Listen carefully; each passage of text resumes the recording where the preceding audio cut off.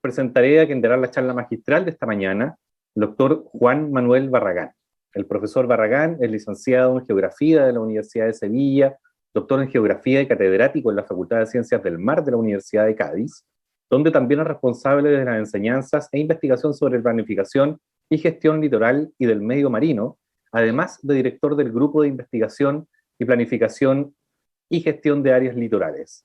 Ha trabajado en múltiples programas en España, Europa, Latinoamérica y Naciones Unidas, y actualmente forma parte del primer diplomado internacional en gestión de áreas costeras en Chile, que se dictará desde agosto próximo acá en el país.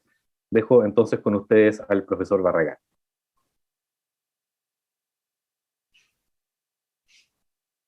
Voy a compartir pantalla.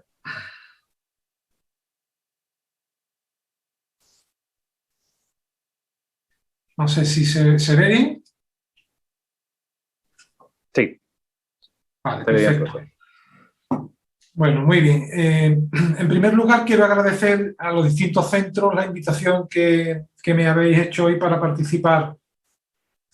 Yo aportaré algunas conclusiones sobre la experiencia que he tenido y la pondré al servicio del debate y de los retos que vosotros tenéis como chilenos en los próximos años, ¿no? Antes de empezar, yo quisiera también comentaros que ahí os pongo mi dirección electrónica, la página web que nosotros tenemos en la universidad, por si acaso alguno necesitara algo o quisiera pedirme algún estudio o alguna publicación de las que yo voy a mencionar. Yo animo a que lo hagáis, si alguno lo necesita o le viene bien alguna publicación o alguna cosa, os animo a que os pongáis en contacto conmigo porque estoy encantado de poder ayudar en ese sentido si es que puedo. Bueno, me han pedido que durante 40 minutos hable de la gestión integrada de áreas litorales y la he subtitulado de forma intencionada. Uno cuando hace un subtítulo quiere mandar un mensaje, la he subtitulado un instrumento al servicio de la gobernanza de la zona costera. Es decir, yo creo que, y por eso he puesto la portada de un libro que escribí hace no mucho tiempo, yo entiendo la gestión integrada de áreas litorales como un instrumento al servicio de una política pública. ¿De acuerdo?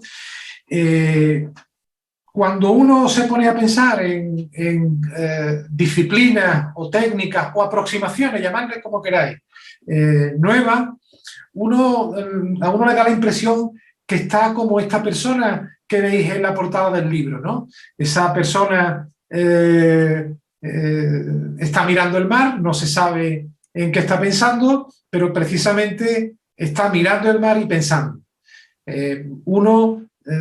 En este caso, el que le hace la foto, que era yo, pues no deja de tener sus especulaciones, ¿no? Que estará pensando cómo solucionaré los problemas que tengo, qué problemas son los que tengo, bueno, cuáles son los principales. De eso, en el fondo, trata la gobernanza de las zonas costeras, en ir pensando cómo solucionamos determinados problemas. Bien.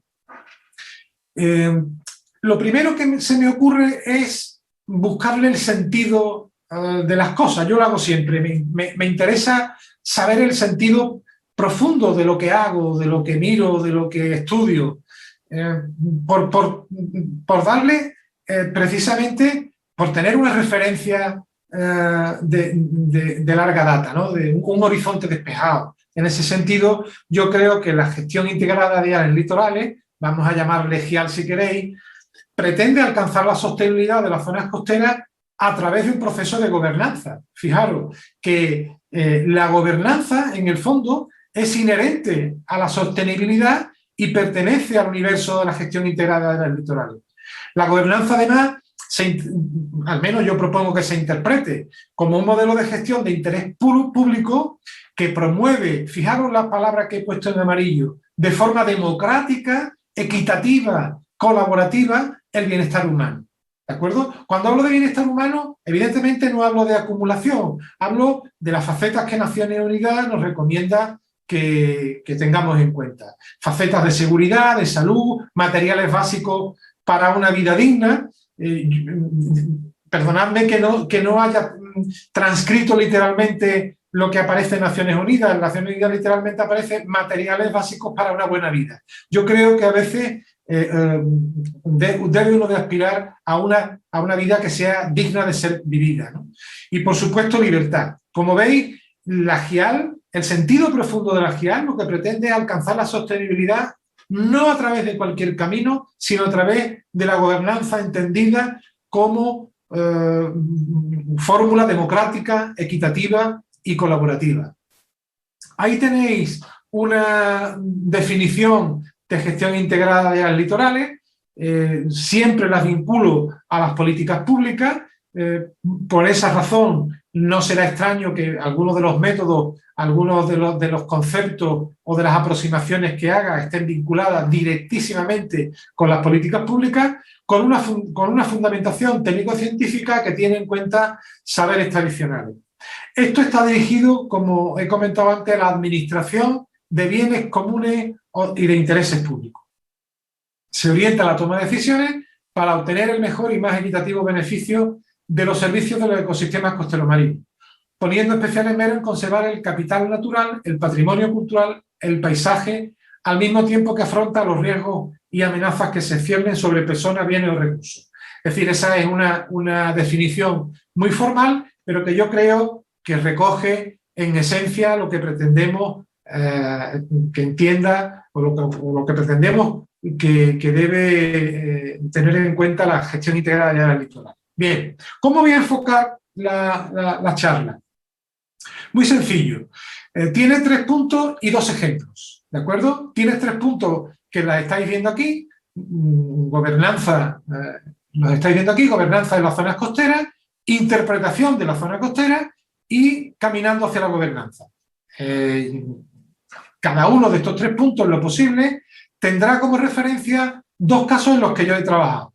Yo soy profesor universitario, pero a veces realizo para gobiernos o para administraciones públicas determinados trabajos que a mí me parecen retos interesantes. Uno de ellos lo he hecho hace no mucho tiempo para el gobierno de Perú a través del Banco Interamericano de Desarrollo y otro lo he hecho para el Mar Menor, que es un lagún, es el mayor lagún del Mediterráneo Occidental que está en España. Los dos casos los he llevado y, por tanto, lo que pretendo no es ni más ni menos que sacar conclusiones, comentar esta experiencia con vosotros, pues a modo de ejemplo y yo creo que de esa manera aprenderemos o compartiré con vosotros lo que he aprendido, ¿no? Si me apuráis, ahí tenéis los 2 ejemplos de los que vamos a hablar. El caso peruano se llama, lo que me pidió el gobierno peruano se denominaba Bases para una política y programa nacional de manejo integrado de zonas marinas costeras de Perú, ¿de acuerdo? Es decir, es un caso que terminé en el año 2017. Tengo que decir que, a diferencia del siguiente, es un caso fallido en el sentido de que se hizo un borrador para una política nacional de manejo integrado en Perú, pero coincidió a los pocos meses después, tuvo lugar la incidencia del presidente Pedro Pablo Kuczynski, que sabéis que fue detenido por corrupción, si no recuerdo mal, en el año 2018, si no recuerdo mal. Y bueno, como política pública, pues la tenemos que atar a todo lo que ocurra en un país. Es decir, la gestión integrada de zonas costeras no camina de forma separada, aislada y elevada, como si estuviéramos viendo algo religioso, ¿no? Un fenómeno religioso. La gestión integrada de zonas costeras está absolutamente vinculada, como todas las demás, a las políticas públicas. El caso de la estrategia de gestión integrada de zonas costeras del Mar Menor y su entorno sí está vigente, ha entrado en vigor, es norma, ya está aprobado como cualquier figura de planeamiento urbanístico y territorial en la región de Murcia en 2020, pero yo creo que no es tanto lo que pretendemos evaluar, porque hay poco tiempo para analizar, dado que son ejemplos muy recientes, lo que nos interesa, sino cómo nos hemos aproximado a la gestión integrada de zonas costeras a través de estos 2 ejemplos. Bien, empecemos por la gobernanza de las zonas costeras. La primera idea que a mí se me ocurre es que es algo muy común en muchos países del mundo. Ahí tenéis iniciativas que pueden ser estrategias, pueden ser planes, pueden ser políticas de Alemania, de Inglaterra, de Ciudad del Cabo o de Nueva Zelanda o de Australia. Esta de Andalucía, en esta de Andalucía también dirigí yo este proyecto, la Estrategia Andaluza de Gestión Integral de Zonas Costeras, y también podría comentarles cosas. Bien, la idea de estas imágenes es decirle que en países como Canadá, como Estados Unidos o de Australia y Nueva Zelanda, países desarrollados, cualquier país europeo, países desarrollados tienen aproximaciones en forma de políticas, de estrategias, de planes, de programas nacionales de gestión integrada de zonas costeras. Bien, también lo anterior se puede extender a América Latina y el Caribe.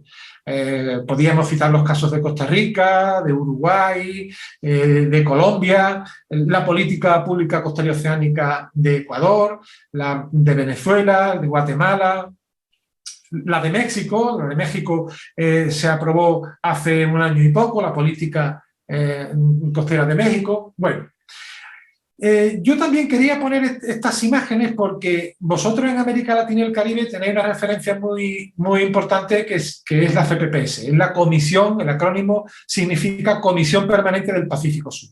Yo creo que es a la cual pertenece Chile. Es una referencia interesante porque se preocupa también del manejo integrado de zonas costeras y yo creo que conviene citarlo. ¿De acuerdo? Entonces, fijaros, la conclusión de este primer aspecto es que la mayor parte de los países del mundo, sean desarrollados o menos desarrollados, las iniciativas de gestión integral de zonas costeras existen porque es una manera de aproximarse a la gobernanza, a la administración de esas zonas costeras. Nosotros tenemos una red que se llama Ibermar, Red Ibermar para el manejo costero integrado. Ahí tenéis los 3 libros, los 3 ejemplares que se publicaron. Tengo que decir que a esta red pertenecen 17 países de América Latina y el Caribe, más Portugal y España. Está a vuestra disposición por si acaso os interesa. Bien, digamos que la primera idea es que estamos hablando de algo común en muchos países. La segunda idea sobre gobernanza. Se trata de un esquema dual. ¿Qué significa un esquema dual? Pues, y ahí os traigo el ejemplo de lo que hicimos, del esquema de trabajo en Perú. Ahí podemos establecer un esquema, como digo, doble. Por un lado, lo que está en azul, podríamos decir que es una mirada especial a las zonas costeras. Debemos de analizar y entender qué son, cómo funcionan, qué tienen las zonas costeras. Digamos que el complemento de el qué estaría en el cómo, es decir, cómo administramos la zona costera. Y ahí nos introducimos en el análisis de lo que hemos llamado el decálogo, y significaría hablar o analizar qué política, qué normativa, qué instituciones, qué mecanismos de coordinación, qué instrumentos, qué gestores, qué participación, educación, conocimiento y recursos. Como veis, no es lo mismo la parte que está en azul de la parte que está en roja. No es lo mismo hablar de la costa, hablar de los recursos costeros o de los ecosistemas costeros, que hablar de cómo nos organizamos. Digamos que la gobernanza está más cerca de esto que está en rojo que de lo que está en azul. Lo que pasa es que tenemos que saber cosas, tenemos que administrar algo de lo que tenemos que conocer. En definitiva, yo lo que propongo es que las aproximaciones conceptuales sean diferentes porque el objeto de estudio exige que sean diferentes, ¿de acuerdo? Entonces, igual paso la diapositiva y os digo que en el Mar Menor hicimos o aplicamos un esquema muy similar.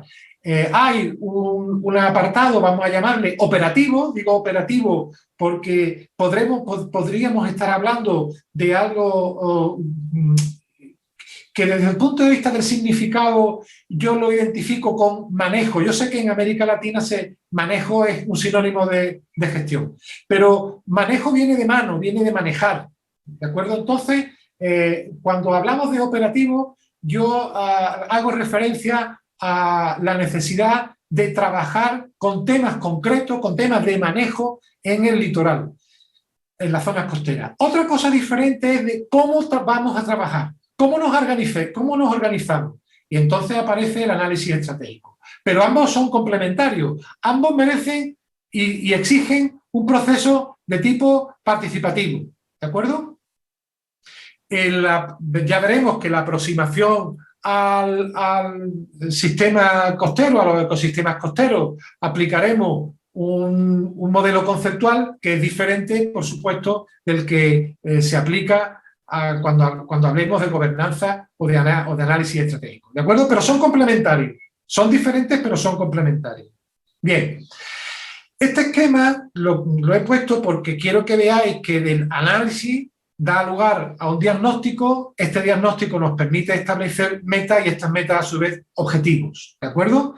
Esos objetivos son los que a través de un proceso participativo uno lleva a los distintos talleres, a los distintos mecanismos de participación que tiene. Bien, ahí os he puesto de forma resumida, ahora en vertical en vez de en horizontal, las dos figuras anteriores. Las dos figuras del Mar Menor y de Perú las he puesto a modo de modelo de análisis, ¿de acuerdo? Ahí tenéis gestión integrada en gris, ¿de acuerdo? Y tenéis áreas litorales en rojo. La gestión integrada tiene un marco conceptual basado en el ciclo de políticas públicas y el marco conceptual para las áreas litorales, para los ecosistemas litorales, es el de PSI. Ahora hablaremos un poco más adelante de cada uno de ellos. Brevemente, pero lo haremos. Las características de ese sistema de gestión se resuelven a través de algo muy concreto como es el decálogo, y lo mismo, las características de esos sistemas ecológicos los identificamos con un sistema socioecológico. Es decir, a diferencia de cómo estudiábamos hace 30 años los ecosistemas, hoy el ser humano está dentro, y no sé si arriesgarme y decir en el centro del ecosistema costero marino. ¿Por qué? Bueno, pues porque la realidad es dual, es decir, lo que hace el ser humano en las zonas costeras y lo que hacen las zonas costeras, los fenómenos, los procesos que en ellas se registran con las obras del ser humano, configuran una realidad nueva. Esa realidad nueva es la que se propone, para la que se propone el nombre de sistema socioecológico. Hay los correspondientes diagnósticos estratégicos, se resuelven en asuntos clave, es decir, hay problemas de gestión y problemas y conflictos del sistema socioecológico, ¿de acuerdo? Hay una serie de principios de gestión integrada y hay una serie de principios de zona costera. Los principios de gestión integrada están más cercanos al universo de la gestión y los principios de las zonas costeras o del sistema socioecológico están más vinculados a los propios de los ecosistemas costeros, ¿no? Por ejemplo, pensar en, ¿qué os digo yo? Pues uno de los principios será que debemos de enfocar esto con una mirada de procesos naturales, por ejemplo, ¿no? Bien, establecemos metas y objetivos, elaboramos programas, se propone un modelo de gobernanza y finalmente desemboca todo esto en actuaciones que, por supuestísimo, y esta es una de las cuestiones clave, deberían de desembocar en una serie de indicadores que son diferentes en función de si estamos hablando de indicadores de resultados, de impacto o de efecto. Pero fijaros, quiero que sepáis una cosa, indicadores de resultado, de impacto o indicadores de efecto son los mismos indicadores que se utilizan para cualquier política pública. No nos estamos inventando nada desde la gestión integrada de las zonas costeras. Bien, esa es, digamos, la parte primera que yo quería comentaros. Se trata de un esquema dual, por eso he querido analizar con vosotros las dos grandes patas de este esquema. Vamos con el punto siguiente. Vamos a interpretar las zonas costeras. Vamos a ver el alcance. ¿Hasta dónde llega la zona costera? Bueno, lo primero que quiero desmitificar, que ya yo creo que no hace falta, pero por si acaso. Lo primero que nos tenemos que olvidar es de esta imagen. Es decir, esta imagen no existe en realidad. Esto es, en su momento, sería una abstracción. En su momento, antes de que el ser humano estuviera presente, sería así como se vería la realidad. Pero la realidad hoy es así.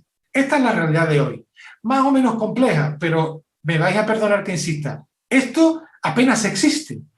Incluso yo recuerdo un alumno que me comentó, bueno, es que en la Antártida este esquema todavía se reproduce. Y yo le dije, ¿tú sabes que a la Antártida van transatlánticos llenos de turistas? Es decir, el ser humano ya llega a cualquier lugar. Evidentemente no era el mejor ejemplo para hablar de zonas costeras de la Antártida, pero tenéis que convenir conmigo, Chile es un ejemplo, España es otro ejemplo, que el ser humano ha elegido la costa como lugar de asentamiento prioritario. Fijaros, os voy a dar un dato, este dato está actualizado. Ahora mismo más de la mitad de la población urbana del planeta vive a menos de 100 kilómetros de la costa. Es decir, más de la mitad de las urbes que hay en el mundo, y fijaros que las zonas costeras ocupan el 7, el 8, el 10%, bueno, pues más de la mitad de la población urbana vive en zonas costeras. Bien, bueno, aquí tenéis, por ejemplo, un esquema de lo que yo entendería como un perfil costero ideal, ¿de acuerdo? Este sería el ideal. Fijaros, hasta ahora nosotros lo que hemos estado haciendo es trabajar en este espacio tan estrecho, en este espacio que vamos a llamarle costa, es un espacio marino y terrestre, pero estrecho. ¿De acuerdo? El espacio donde fundamentalmente se produce la interacción, el contacto de la hidrosfera salada con la litosfera. Bien, pero no estaría de más pensar que lo que ocurre un poco más allá de esa zona terrestre que hemos llamado costa, a la que vamos a denominar litoral, y también un litoral, la existencia de un litoral marino, yo creo que tendríamos que pensar que para administrar esta costa es necesario tener muy presente, no sé si administrar, pero sí tener muy presente lo que aquí denominamos litoral, tanto en el medio terrestre como en el medio marino. Incluso yo me iría más allá, porque probablemente, por ejemplo, el caso de Perú sea muy parecido al de Chile. Estoy pensando en los ríos, son ríos de trazado corto, ríos que definen en ocasiones el contacto de esa hidrosfera continental con la hidrosfera salada. Bueno, pues yo hablaría también de área de influencia litoral. De hecho, desde el punto de vista conceptual, en algunas ocasiones se ha pretendido o se ha propuesto que la gestión integrada de zonas costeras vaya de la mano también de la gestión integrada de cuencas hidrográficas. Conclusión. Con esto yo quería deciros que quizás tenemos que pensar en esquemas más amplios de los que estamos señalando tradicionalmente a la hora de reconocer la palabra costa. ¿De acuerdo? Bien. Aquí tenéis un ejemplo, en el caso de Perú, fijaros qué bien resuelven los ríos el contacto de la zona costera con el medio marino. Está claro que los límites terrestres y marinos pueden tener criterios, podemos utilizar criterios políticos administrativos, por ejemplo, los municipios, las regiones que sean costeras, pero también podríamos utilizar criterios de tipo ecológico. Por ejemplo, en el caso de Perú, además de las cuencas hidrográficas, se deberían de tomar en cuenta lo que ellos llaman las lomas, no sé si en Chile se denomina lo mismo, son ambientes, son ecosistemas muy cerca de la costa, estamos hablando evidentemente de una costa desértica, pero que por la humedad que traen las nubes cargadas desde el Pacífico, eso se convierte en un ecosistema muy diferente y en un paisaje muy diferente al desértico a los que estamos acostumbrados. Y esas lomas están a muy pocos kilómetros de la costa. Bien, en el caso del Mar Menor exactamente lo mismo. Está una imagen del Mar Menor, aquí tenéis el lagún, está separado, como veis, del mar Mediterráneo por este cordón arenoso, ¿vale? Y aquí tenéis una propuesta de ámbito inicial, estaba propuesto la línea que está señalada en verde, y nosotros, cuando empezamos a trabajar en 2016, le añadimos la cuenca hidrográfica. ¿Por qué? Pues porque fijaros qué curioso. El Mar Menor tiene 6 figuras de protección ambiental, internacionales, europeas, nacionales, regionales. Bueno, y tiene problemas muy severos, tiene problemas críticos.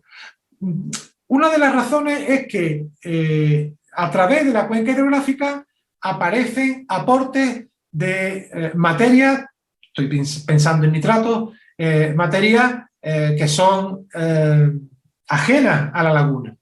Bueno, no puedes administrar esta laguna si tú no tienes en cuenta lo que se hace en la cuenca hidrográfica que alimenta a esa laguna. Por ejemplo, esto que está en rojo fue la propuesta nuestra, es decir, hay un ámbito marino, después si queréis lo explico con más calma, pero sobre todo la cuenca hidrográfica, la cuenca vertiente del Mar Menor. Ahí tenéis una abstracción de lo que estoy diciendo. Realmente el campo de Cartagena, estamos hablando de 90.000 hectáreas de una agricultura, no digo intensiva, fijaros la palabra que me gusta utilizar, es una agricultura industrial. Hay lugares donde se producen 2 y 3 cosechas al año. A mí me gusta también llamarle a veces el gran supermercado de Europa. Son 90.000 hectáreas que está produciendo de una manera cuasi industrial cualquier producto de los que necesitamos para nuestro consumo, ¿no? Entonces, a este campo de Cartagena hay que añadirle el tramo alto medio de las Ramblas y Torrentes, así como algunos espacios protegidos. Y, por supuesto, controlar un contorno que cada vez es más urbano. Bien, ¿por qué cuento todo esto? Porque en el fondo, al final, tenemos que reflejarlo en una ley. Lo que estáis viendo ahora mismo es la ley de costa española. Esa es la ley de costa española. Si os fijáis, esto, por ejemplo, nosotros en su momento para el Mar Menor propusimos una norma, la norma se ha aprobado recientemente, hay una ley específica para el Mar Menor, porque entendemos que tarde o temprano tú tienes que diferenciar en zonas diferentes y administrar esas zonas diferentes en función de las características socioecológicas que tengan. Bien, vamos muy rápido a seguir interpretando las zonas costeras. Bien, os comenté antes que había una base conceptual que era el DP6R. El DP6R no es ni más ni menos que el acrónimo de lo que estáis viendo aquí. Estamos hablando de los vectores, los principales vectores que pueden alterar o que pueden generar presiones a ese sistema socioecológico. Hay una serie de tendencias que pueden hacer cambiar el estado, el ambiente de ese sistema socioecológico. Finalmente, eso se puede manifestar en una serie de impactos que afectan al bienestar humano. ¿De acuerdo? Bien. Bueno, pues todo eso termina en lo que vamos a llamar respuestas. Cuando nosotros hablamos de gestión integrada de zonas costeras, nosotros empezamos a trabajar aquí. Es decir, cuando el análisis del DP6R termina, aparece o empezamos a trabajar. Aquí tenéis, por ejemplo, el DP6R que hicimos para Perú. Hay unos impulsores directos, indirectos, otros que son directos o presiones. Hay cambios del estado de ese socioecosistema. Eso altera los servicios ecosistémicos y esos servicios ecosistémicos tienen una incidencia en el bienestar humano. ¿De acuerdo? Bien, cuando nosotros hablamos en Perú de política y programa nacional, de lo que estamos hablando es de empezar a dar una respuesta para cambiar este esquema de PSIR. ¿De acuerdo? Ese esquema de PSIR no se va a cambiar porque lo deseemos, no se va a cambiar porque todos tengamos muy buena voluntad. Eso se cambia a través de políticas públicas. ¿De acuerdo? Bien, el DP6R del Mar Menor tiene, como estáis viendo, el mismo esquema. Y en este caso la respuesta no era una política nacional, la respuesta era una estrategia de gestión integral de zonas costeras. Pero el esquema es el mismo, ¿de acuerdo? Se interpreta el Mar Menor y su entorno como un sistema socioecológico y ese sistema socioecológico tiene este esquema, como he dicho antes, de vectores de presión, impulsores, presiones, cambios de estado, impacto en los servicios ecosistémicos, incidencia en el bienestar humano y búsqueda de respuestas. Bien, ya hemos intentado o nos hemos acercado a interpretar las zonas costeras. Es decir, las zonas costeras tienen un alcance mayor del que normalmente pensamos y yo que conozco algo la política nacional del borde costero chileno y vuestra normativa, creo que además cuando se habla de borde costero precisamente estamos haciendo referencia a una franja demasiado estrecha. Y por otro lado me he permitido aproximarme al DPSIR. Bien, si no os parece mal, yo creo que los 10 minutos que quedan 10 minutos, vamos a pasar a hablar del camino hacia la gobernanza. Bien, el camino hacia la gobernanza, es decir, ya hablamos de gestión, recordad aquel esquema, hablamos de zonas costeras y hablamos de gestión, ¿de acuerdo? Ese esquema doble. Bueno, ahora estamos en la segunda parte de ese esquema doble. Bien, ese esquema doble empieza con el reconocimiento del ciclo de políticas públicas.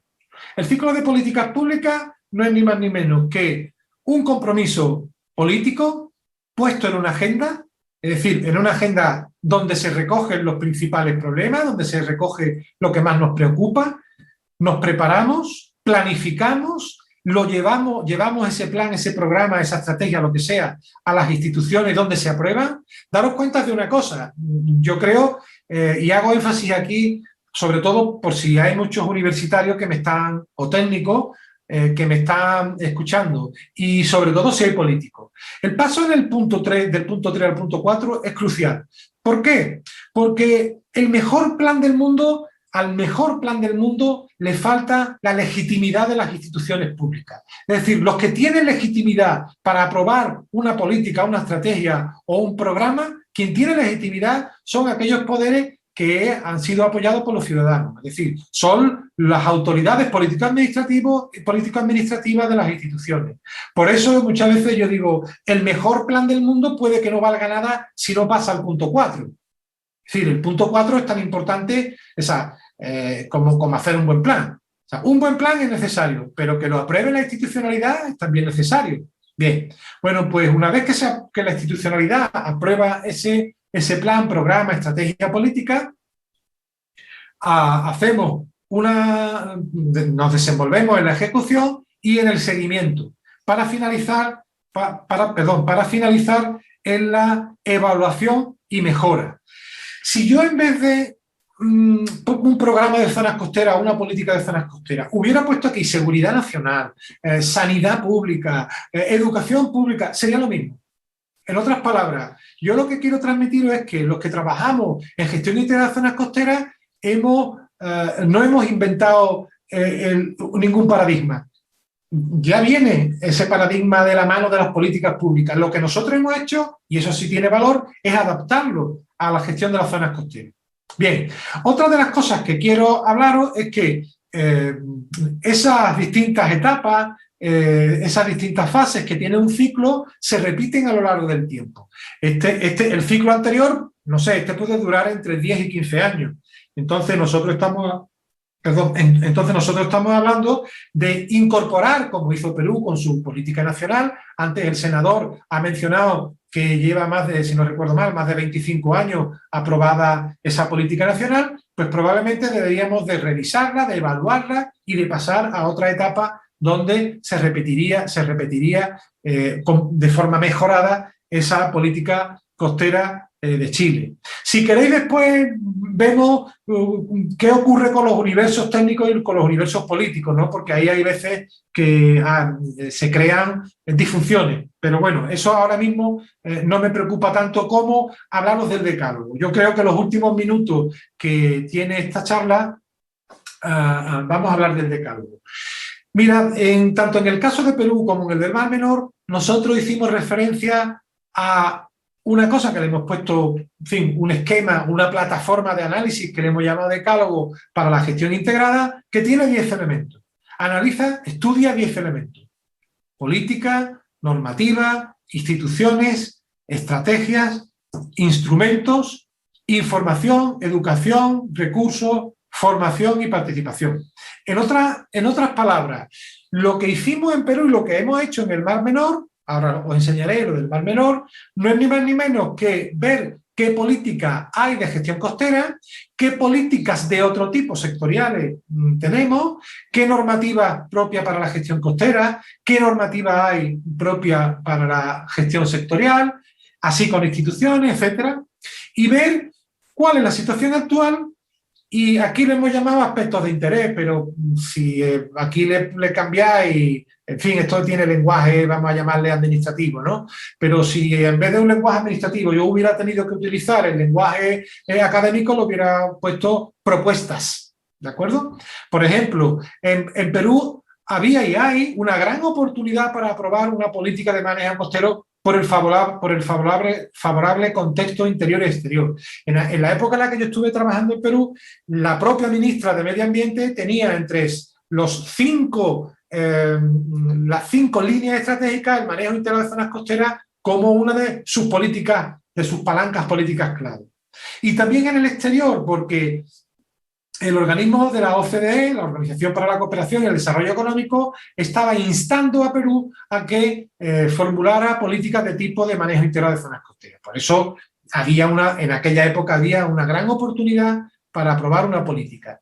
En normativa, pues los peruanos tienen una normativa que es suficiente en bastantes sectores, pero no existe una normativa específica para el manejo integral de zonas costeras. Es cierto que después de hacer este cuadro se aprobó una que yo creo que es demasiado simple, me parece que no es muy ambiciosa esa normativa, si queréis después podemos verla, si a alguien le interesa yo se la puedo mandar, pero lo que sí estaba claro es que era conveniente disponer de un respaldo legal para el manejo integral de zonas costeras.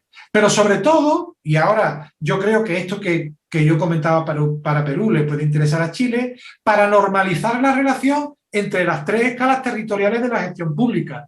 Porque yo sé que en Chile habéis tenido unas reformas importantes en la escala intermedia, en la escala de la región, y por lo tanto, además, no es cualquier escala.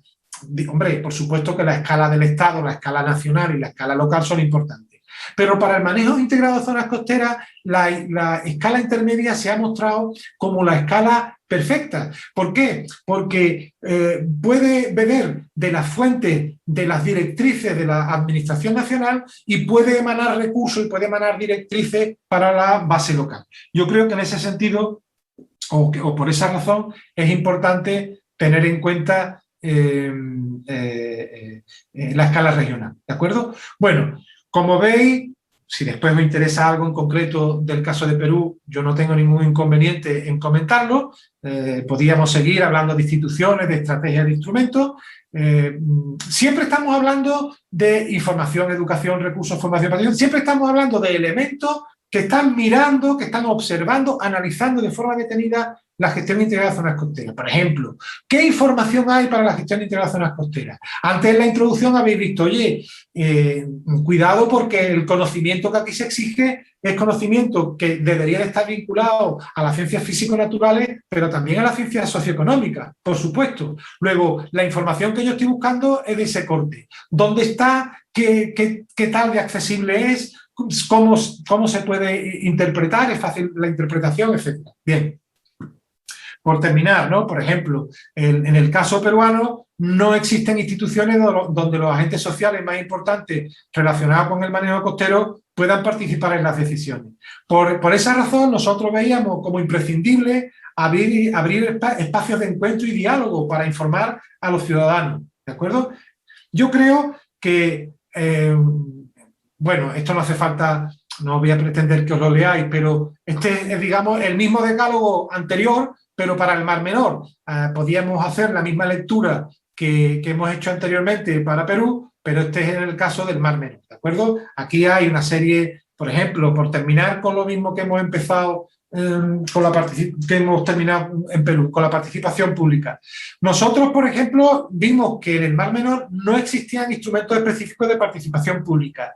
Afortunadamente, ya empiezan a aprobarse o están pendientes de aprobación espacios de encuentro donde los ciudadanos van a poder conversar sobre qué quieren para su laguna, ¿de acuerdo? ¿Qué quieren hacer? ¿Cómo quieren su laguna? ¿Qué quieren que se haga en su laguna?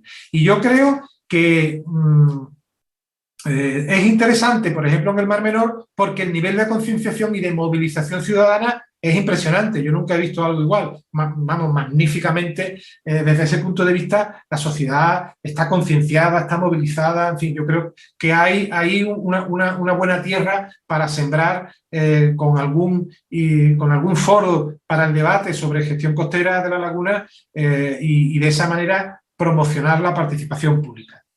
Bueno, ahí tenéis educación, tenéis información y conocimiento, tenéis recursos económicos, en fin, bueno, es lo mismo para el Mar Menor de lo que hemos visto para Perú.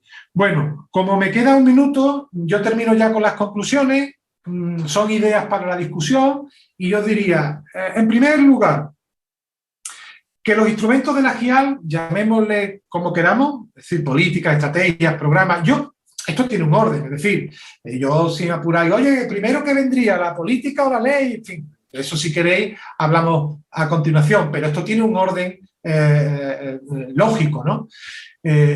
Lo cual no quiere decir que en algunos países ese orden se altere, ese orden no sea del que podríamos hablar. En todo caso, los instrumentos están muy extendidos por todo el mundo independientemente de su nivel de desarrollo. En segundo lugar, yo creo que para entender la GIAL es necesario asumir que estamos ante una complejidad extrema y reconocer que estamos ante realidades también duales pero interdependientes.